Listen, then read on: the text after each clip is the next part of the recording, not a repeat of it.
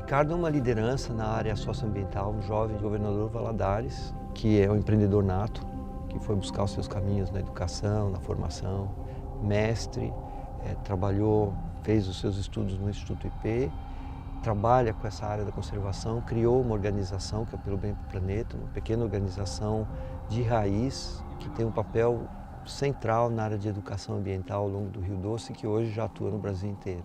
Ele é uma inspiração dos jovens, para os jovens, da capacidade que existe na região de encontrar soluções para os seus dilemas, encontrar oportunidades, que traz ideias muito legais para o desafio que a gente tem.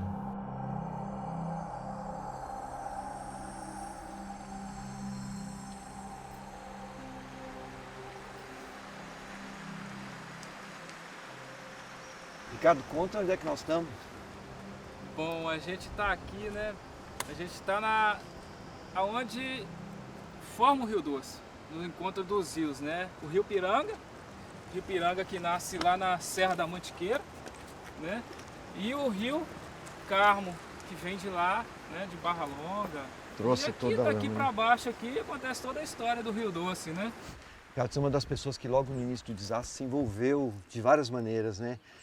Conta um pouquinho como é que foi aquele momento, qual foi o seu mergulho nesse mundo todo, né? Bom, eu sou de Governador Valadares, né? Então vivi o Rio Doce, sempre fotografando o Rio Doce, vivendo e fazendo esporte aquático, né? Canoagem e tal coisa. E no dia que chegou aquela primeira água, né? Que primeiro chegou a primeira água que levantou o nível do rio, eu estava dentro do rio fotografando meus amigos canoando, né? E 2 dias depois chegou, eu lembro até dessa data da primeira água, foi dia 8 de novembro. Né? 3 dias depois, né? 3 dias depois. Aí 2 dias depois chegou a lama. Então naquele momento eu já juntei minhas coisas dentro do carro, né? E desci o rio em sentido à regência. E aí eu fui descendo e fui comparando, né? Parei em Resplendor, conversei com o pessoal que morava próximo do rio. Parei em Amorés, conversei com o pessoal. Parei em Baixo Guandu.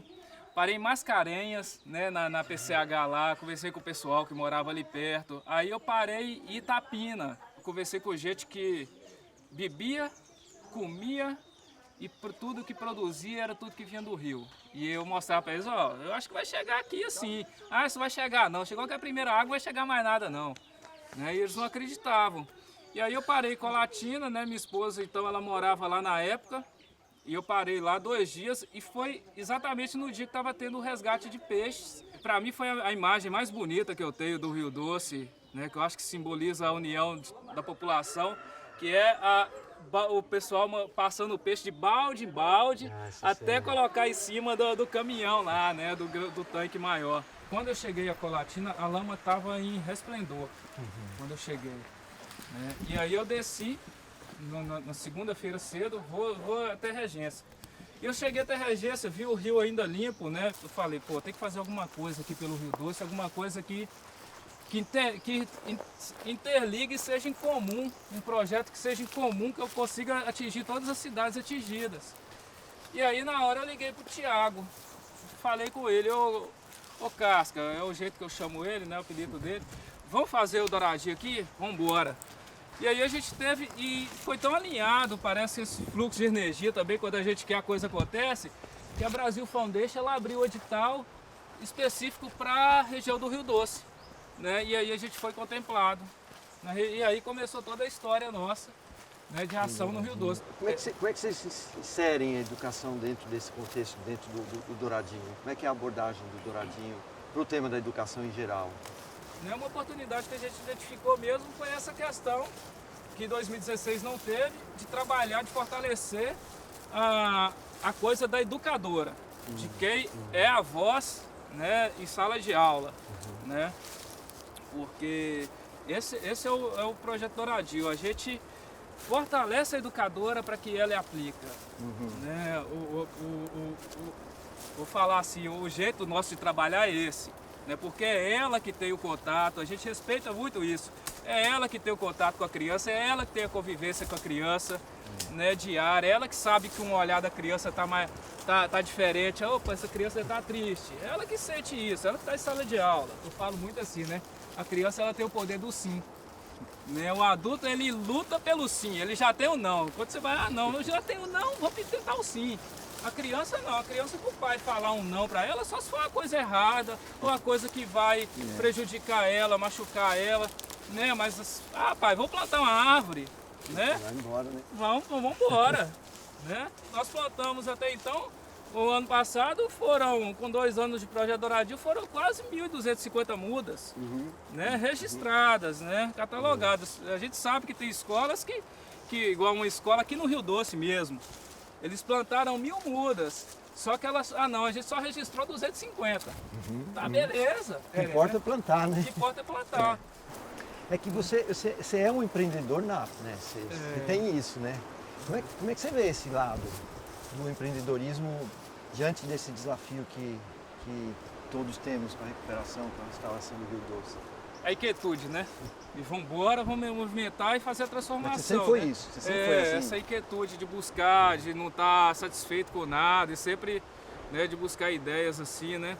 E aí eu desenvolvi, e nesse caminho da descoberta do MBA, eu fui cada vez mais lapidando a ideia. Trazendo ferramenta. Né? Trazendo ferramenta e lapidando a ideia do Instituto. Porque eu já vi esse processo do Rio Doce, né, muito degradado. O doce não é da Goa, não é do Ocidente, não é do meu... Eu estou com 38 anos, não é de 38 anos para cá. Claro que esse processo de 38 anos avançou muito, né? Com toda essa urbanização, esse processo de urbanização. Mas aqui já é um processo muito avançado de degradação a região do Rio Doce. Né? Principalmente ali se pegar da região do que eles falam, né? O médio Rio Doce, né? Que é de Valadares, aí descendo, né?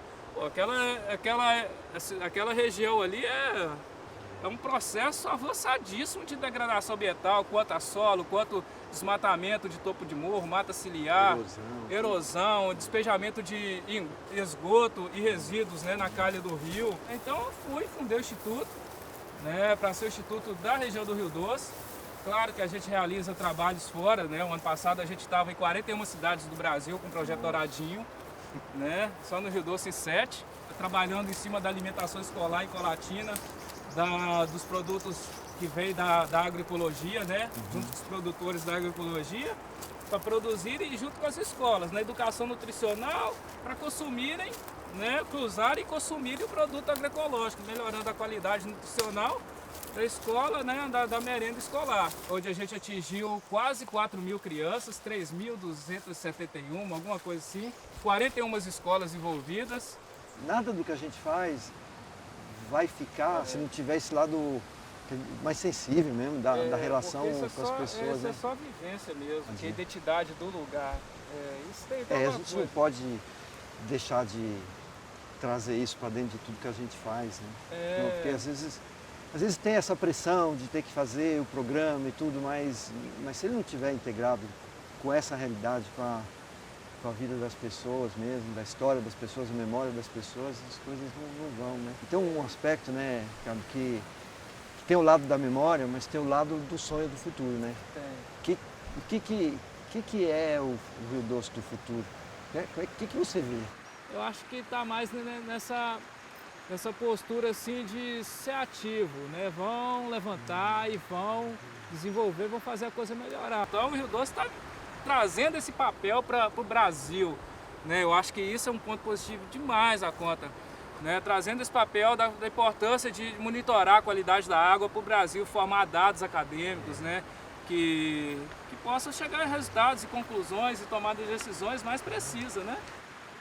Jovens como você, quando você construiu tudo isso, como é que você está vendo essas pessoas se engajando nesse processo, trazendo esse poder do empreendedorismo, da inovação para dentro desse desafio da reparação, né?